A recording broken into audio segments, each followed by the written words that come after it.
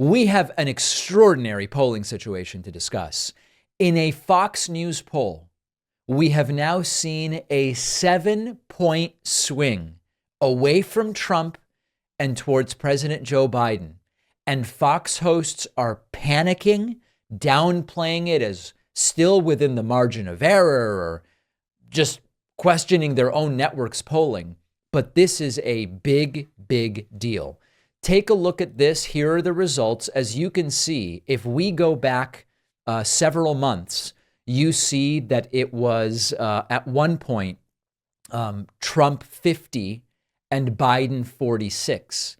We now have a huge reversal where Biden is up to 50 from his low of 44 and Trump is down to 48 from 50. We can say, oh, it's still close, and it is. We can say it's still within the margin of error, and it is. But the point here is that as the number of undecideds has declined, and as we go from 85% certainty, as you can see, there was one point in this poll where it was 44 to 41.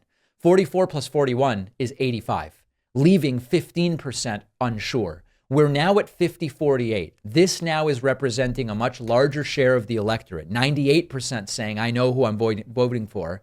And we have seen a 7-point swing in the direction of President Joe Biden in this poll. Brian Kilmeade doesn't really like it, and he's reassuring in this segment the Fox News audience it's all within the margin of error. And then hilariously, he reads exclamation point off of his teleprompter. This is really weird because they always say, oh, Biden has cognitive decline, because once he read the word pause off of his teleprompter, which was only meant to be an instruction, where here's Brian Kilmeade doing exact same thing, reading exclamation point off of the teleprompter. The clock. Oh, I'm sorry, did you want to say something? All that flooding, devastating. Oh, yeah. Terrible. The clock strikes midnight, and RFK Jr.'s hopes of being on stage with Trump and Biden dashed. As Fox News polls show, it's neck and neck with Biden and Trump, but within the margin of error, exclamation point. There you go. Within the margin of error, exclamation point. Very, very exciting when you read teleprompter directions for delivery. So Brian Kilmeade, of course, reassuring his audience that this is all within the margin of error. Here is Brett Baier on Fox News jumping in and also addressing that this is a significant shift in polling. Good evening. I'm Brett Baier. We are releasing new Fox polls right now about the presidential race. President Biden gets his best result this election cycle in the head-to-head against former President Donald Trump. He leads 50-48. That is within the margin of error. President Biden hasn't been ahead of former President Trump in the polls since October 2023. He trailed Trump by 1 point last month. Again, all within the margin of error, a very tight race. When listing extremely important issues to their vote, registered voters in this survey citing the future of democracy at 68%, the economy at 66%. So the future of democracy being the most important issue to a plurality of voters is not a good sign for Donald Trump. Now, Frank Luntz has a different view. Focus group, right-wing focus group guy, Frank Luntz has a different view. He put out a tweet, or we might call it an excretion, where he said, quote, there has been no big shift in polls following Trump's New York verdict, and that itself is a big story. The first presidential debate later this month, June 27, will have a much bigger impact on voters than the New York City trial. Now, where I think Frank he's giving an opinion, which is fine. We've looked at this. Historically, debates rarely make a big difference.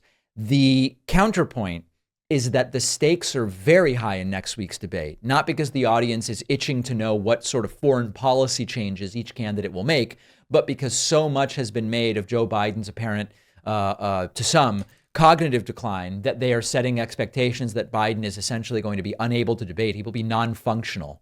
And on the other hand, there is a growing corporate media narrative, rightly so, finally, about Donald Trump's cognitive issues. So there actually is a lot riding on next week's debate. It will only be consequential if someone's performance is so bad that it forces a number of voters to say, I simply cannot vote for that person based on what happened at the debate. When it comes to policy and substance, rarely do debates really swing elections in any significant manner. So we'll see if Frank Luntz is right. A major 7-point swing in a Fox News poll. And we will be live with the debate. We're going to have a correspondent in the spin room at the debate. I mean, we're planning some real coverage next Thursday. So I hope you'll join me starting at 8 p.m. Eastern time. It'll be a big night. Let's hear from a sponsor or two, and then the show will continue, if I have anything to say about it. It is time to start thinking like voters and to make sure that kids understand the importance of voting, how it works, registering, ballot initiatives, because so many kids just have no idea. That's why I wrote the new children's book, Think Like a Voter. I can think of no better time and no more important group of folks to try to reach. The book is now available at davidpakman.com/book, where, by the way, you can get the first 2 books in the series as well. Think Like a Detective and Think Like a Scientist. Really important stuff. Donate them to local libraries, classrooms, read them with the kids. davidpakman.com/book.